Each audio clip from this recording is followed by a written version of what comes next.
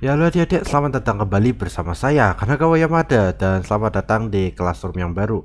Ya, Classroom ini saya update sebentar. Dan ya, hari ini kita akan belajar mengenai vektor ya. Vektor dasar-dasarnya dulu aja. Oke. Ya, dasar-dasar dari vektor. Dasar-dasar vektor.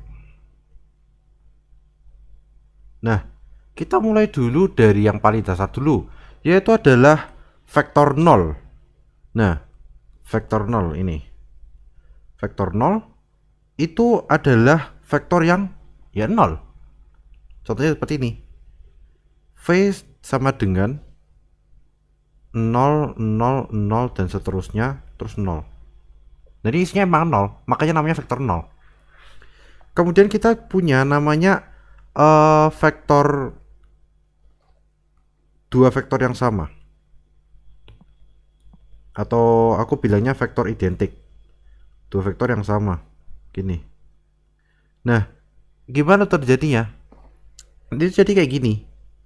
Misalnya ya, misal V itu sama dengan V1, V2, V3 dan seterusnya sampai Vn. Nah, kemudian W itu adalah W1, W2, W3 dan seterusnya sampai Wn. Ya. Nah, V sama dengan W itu terjadi apabila V1 sama dengan W1, V2 sama dengan W2 dan seterusnya. Nah, itu kalau sama-sama semua itu dinyatakan namanya dua vektor yang sama. Nah, sampai sini paham ya? Ini masih gampang. Kemudian kita akan membahas namanya penjumlahan dan pengurangan vektor. Penjumlahan dan pengurangan. Ini kita tulis plus dan minus saja. Oke? Ya, penjumlahan dan pengurangan vektor itu agak simpel, tapi kalian jangan sampai kebalik seperti ini. Misalnya, V plus W itu hasilnya bukan semata-mata bilangan bulat, tapi seperti ini. Jadi V plus W itu V1 plus W1, terus kemudian V2 plus W2, dan seterusnya sampai Vn plus Wn. Jadi hasilnya itu bukan bilangan bulat, tapi vektor. Misalnya, V1 itu sama dengan 1, 2, dan 3. Tapi kemudian V2 itu adalah 4, 5, 6. Nah, hasil itu akan jadi seperti ini.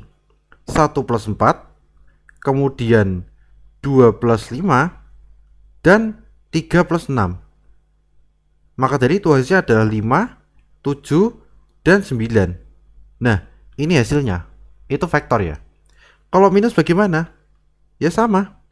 V1 kurangi W1, kemudian V2 kurangi W2, dan seterusnya sampai Vn plus minus Wn. Begitu. Jadi V1 tadi ya 1 ya, 1 dikurangi 4 ya. Kemudian 2 dikurangi 5 ya. Kemudian dikurangi 6. Nah, ini ya sama. Ini jadi minus 3, kemudian minus 3, dan kemudian minus 3. Hasilnya ini. Bukan bilangan bulat, tapi vektor. Gitu. Ya, selanjutnya kita akan membahas perkalian vektor dengan skalar. Skalar itu simbolnya tuh K ya. Ini kita tulis. Perkalian itu aku tulis seperti ini. Ya enggak sih. Nah, dikira X nanti. Perkalian vektor dengan skalar. Kalian vektor dengan skalar.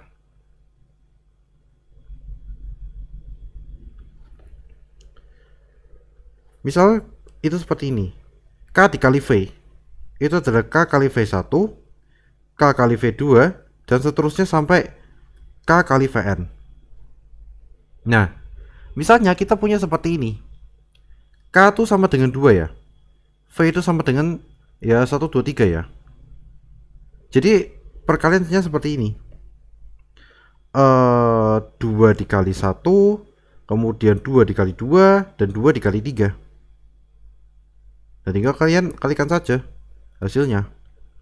Menjadi 2, 4, dan 6. Nah, ini hasilnya. Jadi vektor lagi ini. Jadi bukan bilangan bulat. Nah, terakhir kita akan belajar namanya panjang vektor. Atau bisa kalian bilang norm vektor. Itu punya dua nama. terserah tuh kan mau panggilnya apa. Jadi ini ya, panjang vektor atau norm vektor.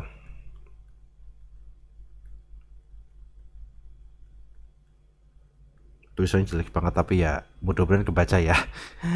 Ya, oke. Ini adalah salah satu yang dimana tidak mungkin negatif. Kenapa tidak mungkin negatif? Nah, nanti kita akan bahas. Tapi sebelum itu kita bahas dulu tuh, panjang vektor itu simbolnya apa? Panjang vektor itu simbolnya seperti ini. Kayak ada pagar terus V. Tapi ada juga yang menyebut seperti ini. Ada panahnya seperti ini. Ini bisa juga, itu dutnya sama. Nah, sekarang kenapa kok itu tidak mungkin negatif?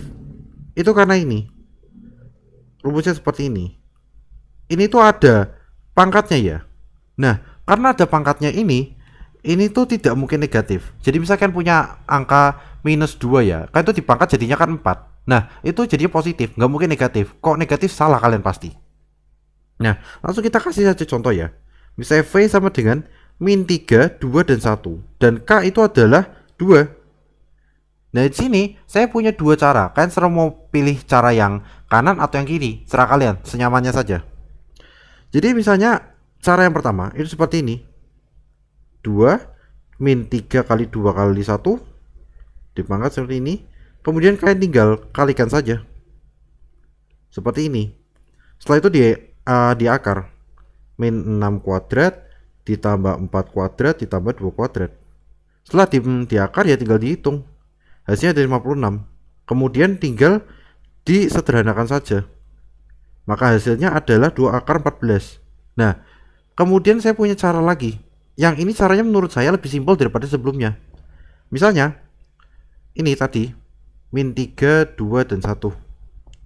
Jadi kan tinggal kasih saja ini ke dalam bentuk panjang vektor.